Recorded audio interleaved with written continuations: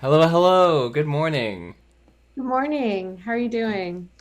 I'm doing all right. As you can see, in the mirror, I got one of my kitties here, just relaxing with me this morning. It's Taco, Oh, how cute. That's great. right? Awesome. Yeah, And just to awesome. make sure I pronounce your name correctly, is it Anwesha? Yes, that's right. Gotcha. Fantastic. All right. I want to say I super appreciate you being open to this interview and such, and yeah, thank you so much. I really appreciate it. I thought we would start off by just doing a brief sort of professional history, sort of background of sort of how you got to where you are now, sort of educationally. And you can Yeah. make it really short if you want to, or you can make it a little longer, just whatever you think is appropriate. Yeah, well, good starting question. I definitely, so I'm currently a PhD student at the um, within the Quantitative Research Methods in Education department at UO, and have just completed my second year. But like education was and has been something that's been very important to me for a very long time. Um, just like, of course, there's like some ties with family and education. And so it's important for a long time. But so I got my undergrad was actually not in education. It was in actually English literature and Oh. quantitative methods. So like a little bit of both in terms of a lot of analysis things, but Mm-hmm. um, not necessarily, I wasn't tied to a specific area. So I was like, okay, well, um, from there, I actually went on to teach at like a high school in St. Mm. Louis. And so that's where I got like more interested in education. And I guess like being also a little bit young, like I figured that I didn't want to immediately like commit to like staying in the classroom. Mm. And I was more interested in it and like more of like a research side. And then Mm. perhaps even higher in secondary education. Um, Gotcha. so I do have like a little bit of background in teaching like primarily math. Mm.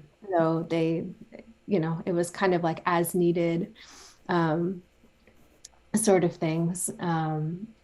And like from there, I just like knew that I wanted to focus on like equity and research and education and Mm. policy and just those types of things. And some of those, I think, did show up in teaching positions at the university since then. So, like as a GE, whether I was supporting classes for other professors or being an instructor of record myself, um, that was just kind of yeah, that was kind of my experience the last few years. Yeah. Awesome. And you said you have like a history of like coming from sort of like educators, or Yeah, well, what's that about? I'm a child of immigrants, and so that's something that like I think is a really important part of my story.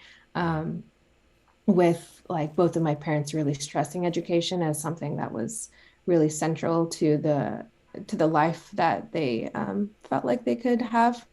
My mom is like a Montessori school teacher, so a lot of Ah, little gotcha. kids. And then my dad teaches just like he doesn't have like so he actually is going back to school to get a PhD, but Oh, nice. um, he also just teaches in like community college. Mm. And that's something he was really interested in and has done for a while. Fantastic. Awesome. All right. Well, I guess the first question then I would like to start with is, why are you an educator? Why not something else? I know you said you have that sort of history with your family, but is there anything in particular like I wanted to continue this direction or go in this direction rather than I don't know, be an astronaut or something? Yeah.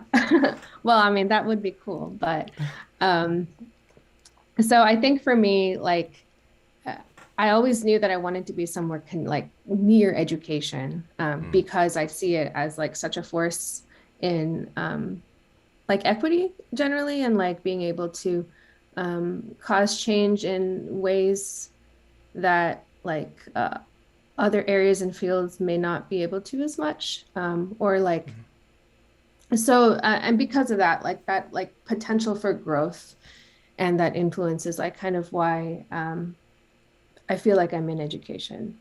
Mm, Um, so like and it may be like as an educator, but it may be as in other roles too, like such as research. sure, sure.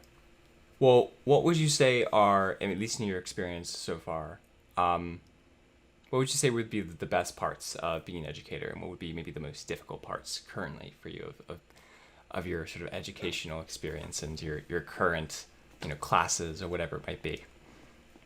Yeah.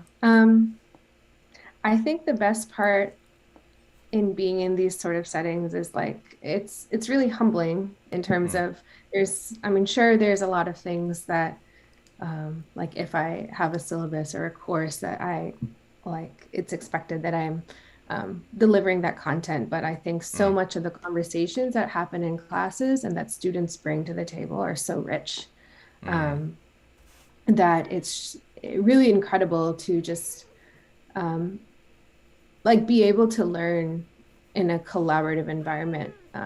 Like I'm a big proponent of like students having their own agency and mm, like having choice and like pushing rigor in the way that I can, sure. um, but still like having students take ownership of their learning. And when that does happen successfully in a classroom, it's like an incredibly creative and collaborative and like innovative space. And I think that's one really amazing thing that comes from it. For sure. Um, Oh, my apologies. I just realized I was recording the audio, but I wasn't recording the video. Wow, I'm a dummy. Pardon me Recording one in sec. progress. There we go. okay, there. As you can tell, I'm a little bit of an amateur here. My apologies. No worries.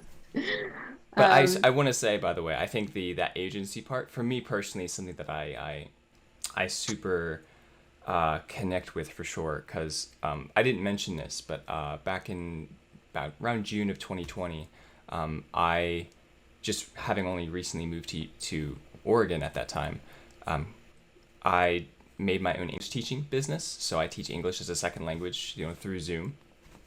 hmm, And one of the things that I've sort of discovered in trying to create my own sort of pedagogical method is that agency I think really really is important, because when I looked at all of the resources of like, oh, how do you teach English in this way or this way or this way, a lot of them were reflective of just that very sort of authoritarian, like, all right, I'm the star of the class as the teacher, you guys are the dum hmm, dums, and I'm going to fill you up with information, and it's very sort of infantilizing, yeah. and not very motivating, especially for the students that might be like on the older side of things. It's like, what is this person Yeah. telling me what to do? And I mean, you bring up some important points and thinking about like education is like liberation and Mm, like, and then how, having like a teacher always at the center and students as followers is like very much contributing to that sort of like power structure. Um, yeah, and like if a purpose of education is to help students take tools and be able to apply and learn them and like uh, in a way that makes the most sense for them. So being right. kind of this, pushing back against that structure is important. For sure, for sure. Yeah. Well, and I would love to talk to you more about that sometime, because I actually Mhm. for the convention that I told you about that Sigma Tau Delta has every year, I presented a paper at the last sort of convention about Paulo Freire and sort of his pedagogical method, and I compare it to the philosophical school of American pragmatism, and like sort of how that connects with the scientific Mhm. method and in my own experience. And I think it was really interesting, and that's a lot of where my own personal focus is, because I'm very much about sort of giving agency to people while at the same time understanding that a lot of the, call it, habitual disposition of a lot of students is just I'm going to show up to class and they're going to tell me what to do.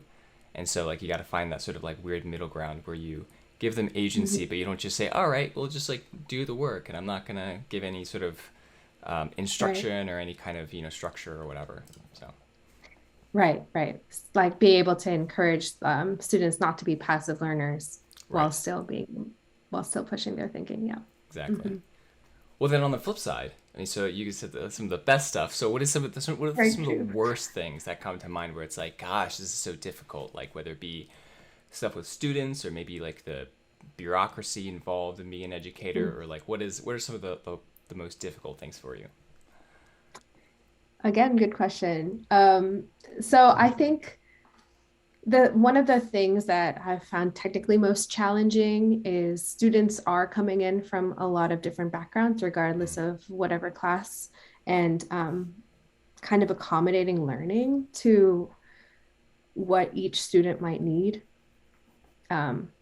And that really depends on the size of the class. It depends on the like course objectives and the nature of the class and Sure. all of that. But it can be challenging to find um, a way to deliver content or even content itself that is useful um, to all students that isn't like really too easy for some Right. while being too difficult for others, and then finding like that sweet spot. Mm-hmm. Um, so that I think is, the first thing that comes to mind, Sure. but would is I think still really important to like the framing of a class. Mm-hmm. Well, sort of on that note, I've asked a few other professors actually at the University of Oregon, because before this I actually did some of my own sort of personal interviews, but this is the first like official one that I've done. But Mhm. one of the things that I've asked them, and I've gotten a variety of different answers, is how do you personally try to navigate sometimes the wider gulfs between the students that are like really into the class or maybe just have a natural aptitude for whatever the subject is versus the ones that are maybe just not interested or are just not sort of getting it for some reason. So how do you navigate Mhm. it where you're not going too fast for the ones that are sort of struggling to understand, but then not going too slow for the ones that are really interested and they just sort of like check out? Like, how do you Right. personally navigate that? I think like first it's important to, I guess, like acknowledge what students are trying to get out of the class. Because realistically, like there might be some classes that might be a requirement or Right. might be something that or could be a class that they're like really excited to take. Mm-hmm. Um, and just understanding that that's maybe like the framing that some students have going in. Right. But from there, I do believe that regardless of the class, there's like something in it that students will be interested in. That might connect with their own values or connect with a goal that they might have. And so I think, I mean, like building relationships and understanding why students are taking the class is like a really good way, I guess, to think about how to accommodate the pacing of the class or how to change content or Sure. adapt to like what a student might need. Um, and then Okay. also understand that it's like not going to be perfect all the time, but that we're all Yeah. like kind of learning and growing. Um, and then hopefully people have patience Yes. while we do that. Yeah. That is. Well, I appreciate your answer to that. Yeah, because it's definitely one that's only I feel like going to get more and more difficult in a variety of ways as you just get more varieties of perspective, and then of course that means different motivations for joining a class. And I'm curious as to because I've always seen them for all the terms that I've been here, but I know there's those surveys like midway survey and then like the final survey or whatever. How much do Yes. students actually tend to fill those out in terms of like Mhm. when it's like, oh, how do you feel about this class, or like just like all that. Like, how much do students actually do that? Is it like 5%, or like, do you have any idea of what that looks like?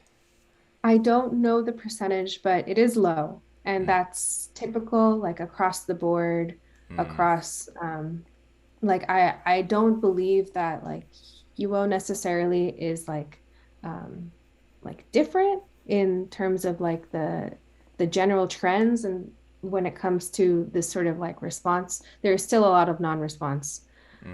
So it is difficult to like I mean, as we like look through the end of year or like midway surveys, like if there are only a few students who are responding to those, it we as like as an educator perspective like understand that like that's what we have to work with, like that's Right.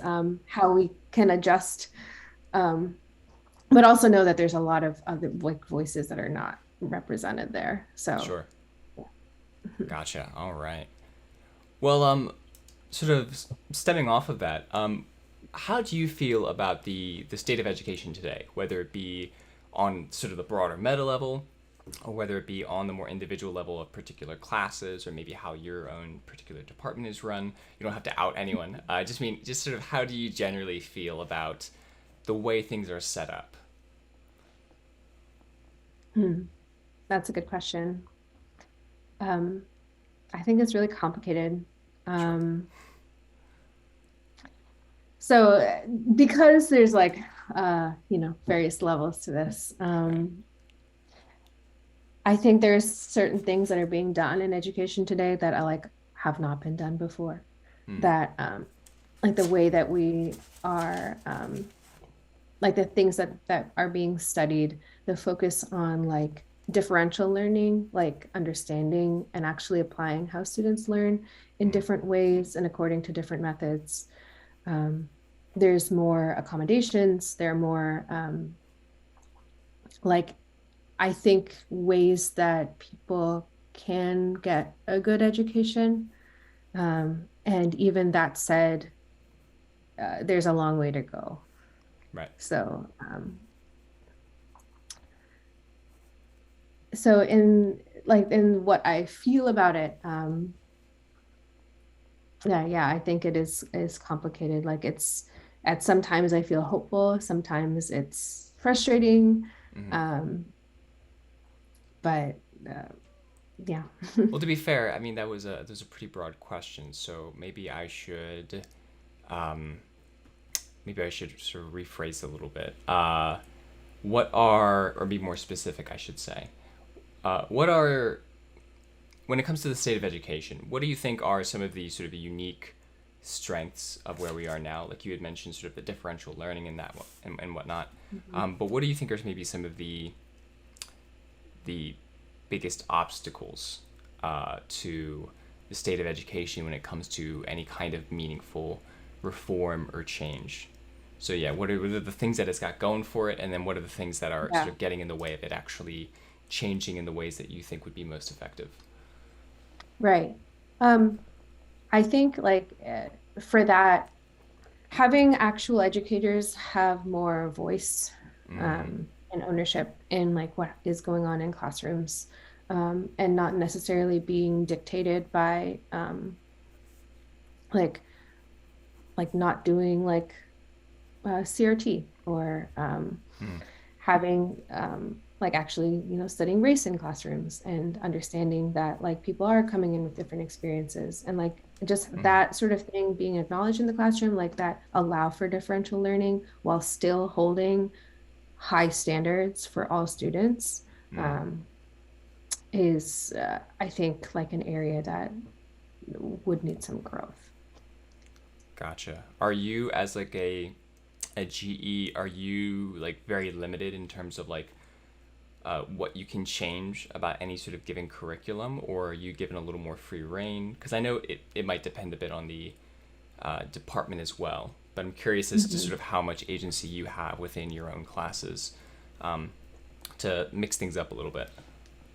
Right. Well, it really depends on the course. Okay. So, there's like certain courses that are being adopted for different contexts. And so, like, while like maybe the text of the course is being kept consistent, but if I, for example, decide that the text of the course needs to change, then I can really just communicate that, I think, and go through that process. Well, that said, like, changing a course and like flipping it on its head is Yeah. would be going probably a little bit far, Sure. um but not impossible. Like if that Mm, was something that I feel like I believed um, would need to have some communication about it for sure, and would gotcha. probably have to put in a lot of work at the beginning to explain why Mm-hmm. um, a different delivery might be better, but it's still possible. Yeah. Gotcha. Interesting. I did. Well, yeah, because I've heard, like I said, varying answers from. Cause I've talked to a few Hmm. different GEs in different departments, and I've heard sort of varying levels of like some from the lower end of being like, yeah, we really can't go off script. We kind of just got to do what the teacher gave us. And then some of them are like, yeah, no, we can totally change it as long as, as you said, like we can make a good argument for it and present our Yeah. case. Right. Yeah. Yeah. And so it also depends on like, of course, your teaching team too. So like if I Right. was like in more of a supportive GE role where, Mm-hmm. might be just like grading papers or like supporting in terms Mm-hmm. of like lab work or something like that, Mm-hmm. then that's a very different role with different responsibilities than like being an instructor of record, in Right. which you definitely have more flexibility. Gotcha. Gotcha. Well, then, when it comes to since we're talking about the educational environment, are there any significant differences in the positive or the negative, or maybe just neutral way, with how you see when it comes to undergraduates? Let's just say, because I think that's Mhm. more of my main focus right now. For undergraduates, do you see any big difference in terms of your own undergraduate experience to like how it is for you now at UO? Can you say that one more time? Oh, sure. Um, I Yeah. was curious about whether your own undergraduate experience, you know, uh, you were at UO, right? No. Or no, you weren't. I was at Emory Oh, Emory. Gotcha. in Atlanta. Um, Yeah. I'm curious Mhm. as to. Oh, actually, the conference that I was telling you about was actually in Atlanta. Just Oh, cool. a couple of months ago. It was a beautiful city. Oh. I loved it.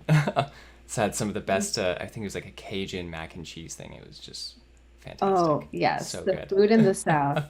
Sounds great. But I was curious about whether your own undergraduate experience, and I know there's maybe not like a huge difference in years. Like this might be maybe more of a pertinent question for like a professor that's like in their like 60s or something, because there'd be a big difference between when they were an undergraduate to versus now. But I was curious if you Mhm. had seen any sort of big or small differences between when you were an actual undergraduate versus now where you're teaching undergraduates. Yeah.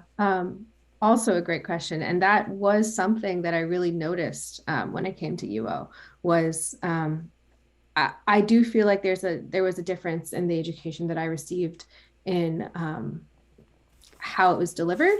Like Mm, I think there was more of a reliance on lecture style, um, more like professor talking at the students, mm, and then less on, but again, it would really depend on the course as well and the sure. department. Like taking courses in like a 200 plus lecture hall in biology is a different experience than like a 20 person like writing class. Yeah, Um, for sure. so so that said, and it's also, I think, like my experience, like I have like coming to UO, I mean, of course, my classes are different as a PhD student, Right. but like even the classes that like were teaching undergrads, um, like the focus on different types of engagement Mm, and like encouraging communication. mm, But again, this is my experience at U with UO undergraduates have been limited to those who were in the leads minor. So, okay. um, so that of course it's going to look a little bit different than like I imagine other classes at UO Right. or Like a other bit of a selection departments. bias. Yeah. Yeah, for sure. Gotcha. So yeah, that said, like I was really impressed with kind of the attention to different sort of styles of Mm, learning um, and modes of delivery, gotcha. which I felt Interesting. like was not. I took a lot of classes in like math department in English and science, and I didn't feel like I got that. Mm, And I didn't like. I think I learned a lot. I think like it was just different. The structure was different. right. Right. Hmm. Interesting. Awesome. All right. Well, I mean, what would you say? What would be your best advice for undergraduates today, whether it be motivational advice or just something to encourage them to because in my opinion, this question for me comes from a place of concern that I have with a lot of young people generally, I'm young too, of course, but Yeah. I'm a little bit older than most of my classmates because I'm 27 and most of my classmates are like 21 or 22, and so one of those differences is that they grew up with sort of social media pretty much their entire lives, which makes a big difference because I remember a big a decent portion of my life where the internet wasn't a thing, and then when the internet was a thing, it wasn't what it is today. And so the place of concern that this comes from for me is that you're surrounded by sort of all of these different sort of social medias and the internet as it is today, and the sort of hyper like always in your face trying to grab your attention thing that Hmm. I've noticed it can be really hard for students, myself or any of my classmates, to sometimes like just do some simple homework or whatever it is, or read X amount of pages because it feels like there's always something that's just like trying to grab at your experience or your attention. So, what advice might you have for the students that are going through sort of the college experience today, where there are a million things that are trying to grab their attention, and where at any moment they could click onto YouTube or go on the TikTok or like be Snapchatting Yeah. their friends? What advice do you have for the students that are going through all that? Well, first of all, it's very valid. And it's like I think like an important part of culture today. Yeah. But that said, like in like a world where things are becoming increasingly more connected, Mm, that's like kind of a it seems like a byproduct of something like that. yeah. Um, but that said, like I think acknowledging that sometimes it's just hard to like that there's a lot of things going on and there Mm, are a lot of things going on and like it is a lot more it is easier to know what all those things are and not necessarily like sit in the moment removed from it mm, and like it's okay to feel like sometimes it can feel overwhelming and sometimes it can lead to like a lack of like connection with yourself mm, um and those are really hard things and just sitting and acknowledging that that's okay um for sure. and then from there kind of seeing like what someone might need in the moment like what you need and what would help center you and like Mm, mindfulness is something that I think is really important and yeah. like doing so those sort of like it might be exercise, might be going on a walk, Mm, might be connecting with someone um, like at your coffee table. yeah. Yeah. So those sorts of things. And that's like easier. It's like a very like band-aid sort of thing. So like without really Sure. acknowledging like the greater implications of what like a hyperconnected society might do or feel Right. like. But I guess those could be some recommendations. Well, I mean, yeah, and those are important, nonetheless. I mean, because sure they're not addressing the systemic issues or such, but it's Mhm. as much as we should try to work towards changing systems. I think it is, as you said, good to recognize that you are one individual and that